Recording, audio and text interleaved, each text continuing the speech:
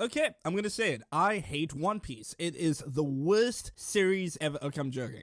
No, One Piece is pretty good, but I do have an issue with it. Not the hottest take in the world, but come on. Pacing in One Piece is terrible. And in my opinion, it kind of ruined episode 1071. It just felt like they were pandering for time and really squeezing out every bit of hype that came from this Gear 5 transformation. And honestly, it's really insulting. As a fan, I feel like it's really insulting that they took this transformation that everyone was really looking forward to, and they were just ensuring that we stuck around to see the final result. But let's be real, no normal human being is gonna look at this whole fight and think, oh, this is terrible animation. This is amazing. It felt like just for a moment I stepped into the Looney Tunes universe. When Luffy manhandled Kaido, the disrespect, guys. And everyone knows when a Devil Fruit user goes through an awakening, they affect their environment. And I like the idea that that doesn't just mean inanimate objects. I mean, you look at Kaido in some of these shots and his eyes are popping out of his head like he himself is also affected by the Hita Hita no Mi fruit. And way before the teaser trailer for this transformation came out, a lot of people were trying to figure out what Luffy would actually look like. What would the colors of the transformation look like? And with the manga being in black and white, obviously we didn't actually have a clear idea of what the colored version of this form would look like. Tons of fan arts came out and they came pretty close. Some people thought that his hair was actually going to be like this orangey color or like yellow, like this Super Saiyan yellow color as well, but I'm a fan of the white. But honestly, it would have made more sense if his hair was like an orangey, fiery color, because Luffy is the reincarnation of the sun god Nika, so it makes complete sense for the orangey color, but I'm still good with the white. And now, the next big question for One Piece is, can Luffy beat Goku in a fight?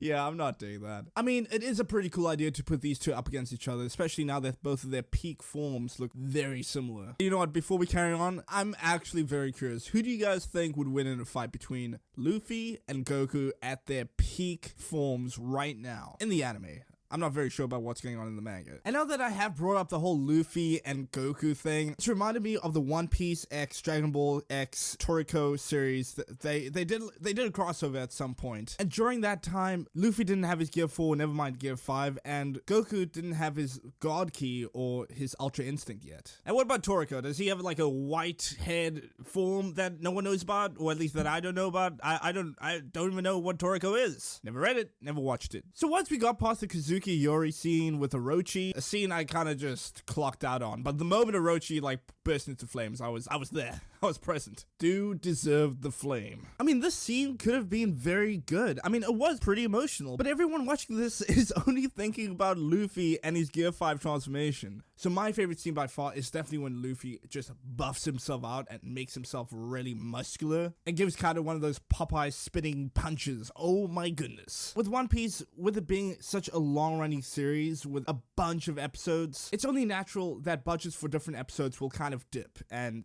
they will dip. But when money doesn't become a problem for an episode, they go hard. Like, the whole art style will completely change, and it really works here because obviously with Luffy awakening his powers, the only limitation is his imagination, and it feels like this art style just has popped up out of someone's head and they were like, yeah, so make that into animation. Things morph and they become abstract, and it just looks like you're looking at a painting sometimes. And props to Mayumi Tanaka employing this kind of voice that is both insane but also very intimidating at the same time. Like, Luffy's whole demeanor completely changes. The energy in these animations, just, it's incredible because Luffy now is completely energized by this new power, and that gets reflected in the animation too. Like, just look at this guy. What is he taking?